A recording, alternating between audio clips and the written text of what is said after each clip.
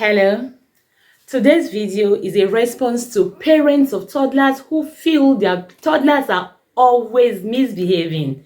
Toddlers misbehaving? Really? My name is Enimerable. I coach and mentor parents. I also work with young school children, teaching them manners, etiquette, sexuality education, leadership, and building healthy character. Now, there are different developmental stages in the life of toddlers. There is a no care, no worries, no fear, and the selfish stage. It's all about me. So their behaviors are influenced by these stages.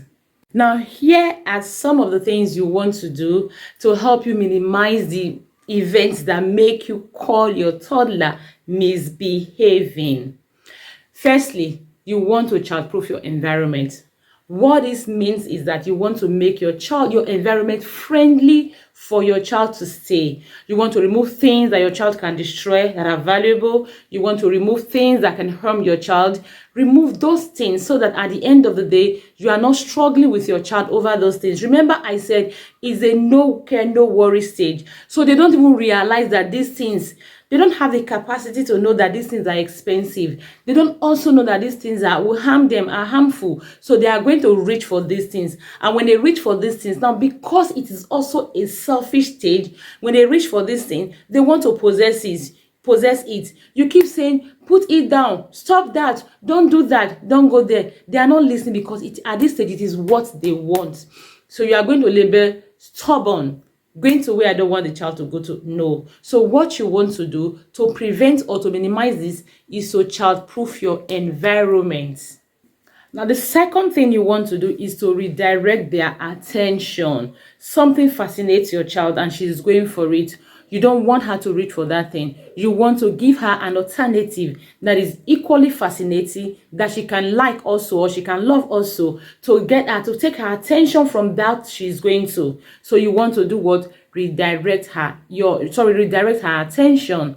That is the second thing you want to do. An example would be, let's say you have an item, you have a knife you are cutting with, and your child wants to reach for the knife, and you don't want her to reach for the knife. She's crying, she's coming forward. You want to give her something that looks like a knife, that's probably blunt, that is very blunt, that is not going to harm her. That is how to redirect her attention. There are a lot of other toy items that you can use to redirect her attention from your main items. There are items that you don't want her to reach, you don't want her to touch, or there are things you don't want her to do, there are places you don't want her to do. What you want to do is to give her something that can equally take her attention from that thing, that she can use instead of that thing. So to redirect her attention.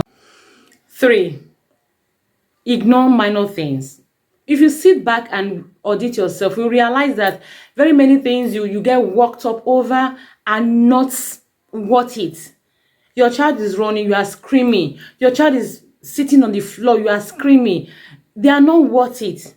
So you actually want to be able to identify the difference between misbehaviors and your overreactivity. Just make sure that you are not reacting to everything that you're not supposed to react to.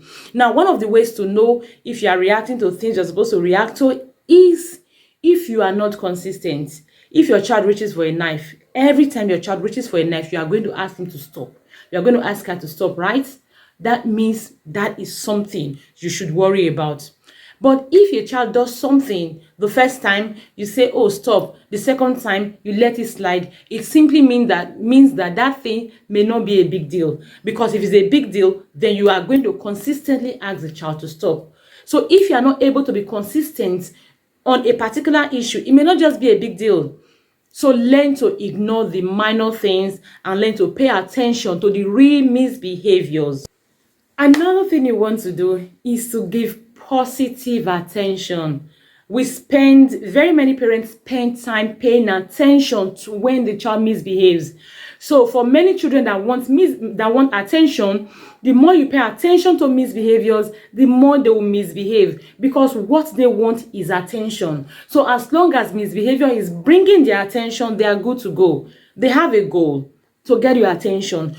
What you give attention to grows. What you don't give attention to doesn't grow. So don't give attention to misbehaviors if actually the child is misbehaving, but give attention to positive behaviors. so that the child can be encouraged. If the purpose is attention, the child can easily feel purpose achieved and keep behaving.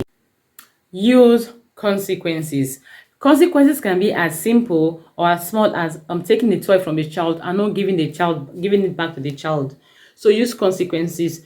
Lastly, have a parenting plan, a parenting structure. Have a parenting plan. It defines behavior expectations. Even as a toddler, have a parenting plan. I always say to parents in my inner community that when you have a parenting plan, you start early. Your child grows into it. It becomes a lifestyle at the end of the day. So have a parenting plan for your child. Have a parenting structure. So I hope these have been helpful. If they have been helpful, please share this video to other parents, and also feel free to check more videos on our YouTube channel. My name is Enimi Orebo. Thank you for watching. Bye.